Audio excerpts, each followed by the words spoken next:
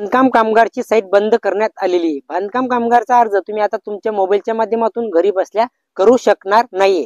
हे अर्ज हा बंद करण्यात आलेला आहे। मित्रांनो, सविस्तर चर्चा आपण या बांधकाम कामगारच्या विषयामध्ये करणार आहोत। नेमका अर्ज कुठे करायचा आहे, जर तुम्हाला कुठला क्लेम सेटल करायचा असेल तर क्लेम कुठे घ्यायचा आहे, अर्ज रिन्युअल कुठे करायचा आहे, आता ही सविस्तर चर्चा या व्हिडिओमध्ये आपण करणार आहोत। मित्रांनो, मी चंद्रकांत पाटील तुम्हाला सरकारी योजनेबद्दल माहिती देत राहतो।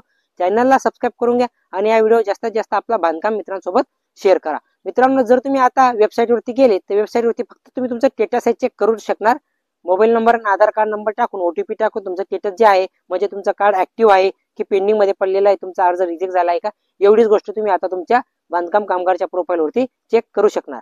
पण आता जर तुम्हाला नवीन अर्ज करायचा आहे तर नवीन अर्ज करण्यासाठी बांधकाम कामगारने आपल्या प्रत्येक तालुक्यावरती एक तालुका उपसुविधा केंद्र सुरू करून दिलेलं आहे। तिथे तुम्हाला तुमचे जे ओरिजिनल डॉक्युमेंट असतील, जसं आधार कार्ड झालं, तुमचं 90 दिवसाचं कामाचं सर्टिफिकेट झालं। आता 90 दिवसाचं कामाच्या सर्टिफिकेट वरती प्रत्येकाला प्रश्न पडतो, नेमकं 90 दिवसाचं कामाचं सर्टिफिकेट हे भरायचं कसं, त्याच्यावर आपण सविस्तर व्हिडिओ बनवला आहे। व्हिडिओची लिंक मी डिस्क्रिप्शन मध्ये दिलेली आहे, तुम्ही जाऊन व्हिडिओ पाहू शकतात। मित्रांनो, आता तुम्हाला ते सर्व डॉक्युमेंट घेऊन ते बांधकाम कामगार उपसुविधा केंद्रावरती जायचंय आणि तिथे तुम्हाला तो फॉर्म भरावा लागणार आहे। आणि दुसरी गोष्ट, जर तुम्हाला अर्ज वगैरे रिन्युअल करायचा आहे, तुमचं कार्ड हे एक्सपायर झालंय त्याला रिन्युअल करायचंय, ते सुद्धा तुम्हाला रिन्युअल करण्यासाठी त्याच ऑफिसला जावं लागणार आहे। ऑफिसला डॉक्युमेंटेशन घेऊन ते अर्ज तिथे रिन्यू होणार आहे। आता बरेच काही स्कॉलरशिपचे स्कीम राबवली जातात बांधकाम कामगार मार्फत, बरेच काही योजना हे राबवली जातात, बांधण्याची योजना असो, हे सर्व काही योजनांचं काम आता बांधकाम कामगार उपसुविधा केंद्रालाच होणार आहे। हे कुठेही तुम्हाला कुठल्या एजंटला पैसे देऊन कुठे तुम्ही ऑनलाईन करू शकणार नाहीये। तर या एजंटच्या काळात तुम्ही बळी पडू नका, एजंटला कुठेही पैसे देऊ नका,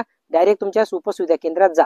नेमका आता तुमच्या उपसुविधा केंद्र सुरू झालेलं आहे की नाही आहे याची लिंक मी डिस्क्रिप्शन मध्ये दिली, जाऊन तुम्ही व्हिडिओ पाहू शकता। तिथे तुम्हाला त्या उपसुविधा केंद्राचा जो ऑफिसर असणार आहे, म्हणजे जो अधिकारी असणार आहे, त्याचा मोबाईल नंबर, त्याचं नाव आणि नेमकं कुठे सुरू करण्यात आलेलं आहे याचा ऍड्रेस सुद्धा मिळणार आहे। आणि दुसरी गोष्ट म्हणजे तुम्ही तुमच्या जिल्ह्याच्या जे ऑफिस असणार आहे, बांधकाम कामगारचं जिल्ह्याचं कल्याणकारी मंडळाचं जे ऑफिस असणार आहे, तिथे जाऊन सुद्धा तुम्ही ही प्रोसेस करू शकता आणि तिथे जाऊन सुद्धा तुम्ही तुमच्या तालुक्यावरची डिटेल घेऊ शकता। मित्रांनो, मी आशा करतो तुम्हाला व्हिडिओ समजला असेल। या व्हिडिओमध्ये एवढंच, भेटूया पुढच्या व्हिडिओमध्ये। जय हिंद, जय महाराष्ट्र।